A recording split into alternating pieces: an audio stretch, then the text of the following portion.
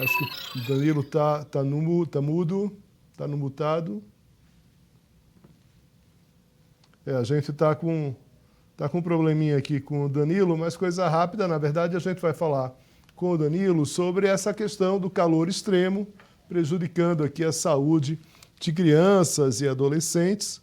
Há claramente ali mais de 30 milhões de crianças no Brasil enfrentam pelo menos o dobro de dias extremamente quentes a cada ano em comparação aos seus avós. É esse o levantamento da Unicef. É um levantamento que foi divulgado nesta segunda-feira.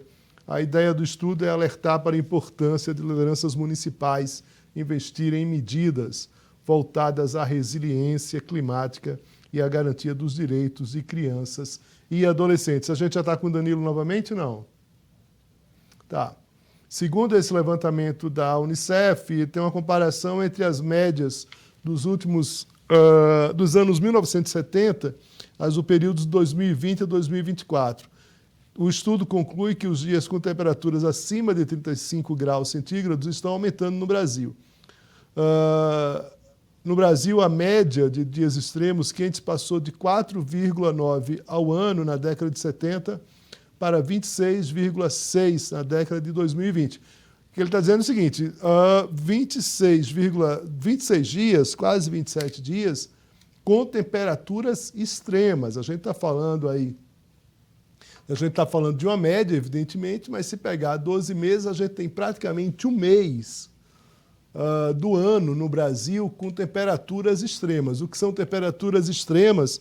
São temperaturas com mais de 35 graus. Inclusive aqui em Brasília, batemos recordes. Danilo já com a gente. Danilo, muito obrigado aqui pela presença. Queria uma avaliação dessa situação e a partir desse relatório bem pontual de vocês, Danilo. Então, Léo, obrigado pelo convite, boa tarde.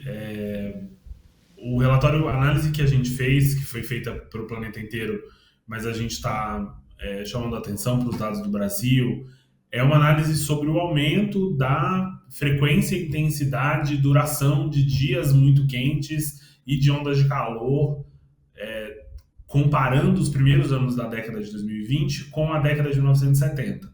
E o que a gente encontra é um aumento expressivo dos dias em que faz muito calor, né? Dos dias extremamente quentes, que é como a gente chama os dias que a temperatura está acima de 35 graus Celsius, e um aumento da frequência, da duração e da intensidade das ondas de calor, que são um fenômeno que tem a ver com a temperatura local, né? Quando você passa 3 ou mais dias com a temperatura acima, mais de 10% acima da média de uma determinada região. E como você estava destacando aí, né, 33 milhões de crianças no Brasil hoje convivem com pelo menos o dobro, e em muitos casos muito mais do que o dobro de dias muito quentes, comparado com o que acontecia nos anos 70. E eu acho que é importante a gente dizer, né, que no caso do calor extremo, o calor extremo não é benigno, né? Ele tem efeitos graves sobre a saúde de crianças e adolescentes, especialmente crianças pequenas, bebês de menos de um ano, para citar um exemplo, não tem a mesma capacidade de regular a temperatura do corpo que um adulto. O sistema de regulação térmica do corpo de um bebê é bem menos eficiente. E isso significa que os bebês têm dificuldade de lidar com dias muito quentes. O estresse térmico é um risco para a saúde de crianças pequenas. E isso se aplica também, por exemplo, a mulheres grávidas e a outros grupos de crianças vulneráveis. E além desse impacto imediato, né, a gente está falando de uma série de impactos secundários. Impactos secundários que têm a ver com o aumento das doenças transmitidas por vetores, tem a ver com dificuldade de aprendizado. É muito difícil aprender quando faz muito calor. Tem estudos que mostram que à medida que a temperatura aumenta acima dos 30 graus Celsius, a nossa capacidade de raciocínio lógico, de fazer conexões intelectuais, de aprendizado e memorização fica bastante prejudicada e vai diminuindo à medida que a temperatura aumenta. E, obviamente, esse calor também está associado ao fenômeno do espalhamento das queimadas, né? Obviamente, para a Amazônia queimar, A Amazônia é uma floresta tropical, a Amazônia tem que estar seca, né? A secura e calor não são necessariamente a mesma coisa, mas são duas coisas que vêm junto com muita frequência. E, obviamente, se alguém põe fogo em algum território, tá seco, tá quente, a chance desse fogo espalhar e de você ter os efeitos, os riscos para a saúde que o próprio calor, que o próprio fogo causa, né, que tem a ver também com a saúde, com a qualidade do ar e outras coisas, é um risco composto, né? Então, a gente está falando aí de um fenômeno bastante que impacta bastante a vida de todo mundo e impacta bastante a vida, a saúde e o desenvolvimento de crianças e adolescentes.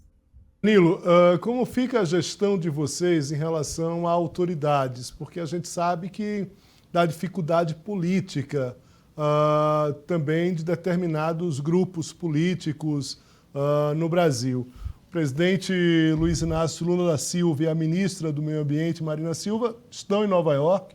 O presidente Lula fez um discurso ontem criticando organismos internacionais, criticando a própria ONU, dizendo que falta uma efetividade nas ações em relação à própria para forçar ou pressionar a mudança de posição. É claro que o Brasil está numa situação completamente desconfortável, porque também as autoridades brasileiras, por mais que possam ter uma resposta em relação à dificuldade dessa construção no governo anterior, a gente tem que lembrar que o governo do PT anterior ao Bolsonaro, um pouco antes, né, do Bolsonaro ali, por um período, depois teve aquele intervalo Temer-Bolsonaro, e o Brasil se apoia basicamente aí as autoridades atuais do Brasil se apoiam nesses 4 anos. O presidente Lula ontem fez um discurso que parte dele deve se repetir, cobrando uma maior efetividade ali da ONU em relação a respostas de governantes. No caso de vocês, como vocês trabalham essa gestão com o Estado brasileiro e como você imagina a tua expectativa e a partir desse cenário, o que é que a gente pode, de fato, evoluir? Léo, a cobrança que o presidente Lula está fazendo é a cobrança que levou o secretário-geral das Nações Unidas a convocar aquela cúpula do futuro nesses dias antecedendo a Assembleia Geral, e que é a cobrança que, de alguma forma, tem que ser feita de todos os governos, inclusive do governo brasileiro. O fato é, a gente não está se movendo na velocidade que precisa para lidar com o desafio climático que está posto. Os países, 192 países se comprometeram com o Acordo de Paris. O Acordo de Paris inclui uma série de metas para manter a temperatura do planeta a não mais, um aumento da temperatura do planeta até o fim desse século de não mais que 2 graus Celsius, e idealmente de não mais que 1,5 grau. Cada fração de grau faz muita diferença e a gente está muito longe de estar numa situação em que a gente estaria cumprindo esses desafios. E quando eu digo a gente está falando da comunidade internacional, a gente está falando dos planos que os países estão apresentando, das medidas que estão sendo adotadas. As medidas não estão sendo adotadas com a rapidez suficiente. No caso brasileiro, o nosso desafio climático, muito mais do que a energia, que é o desafio climático global, o nosso desafio climático é muito concentrado na preservação do meio ambiente.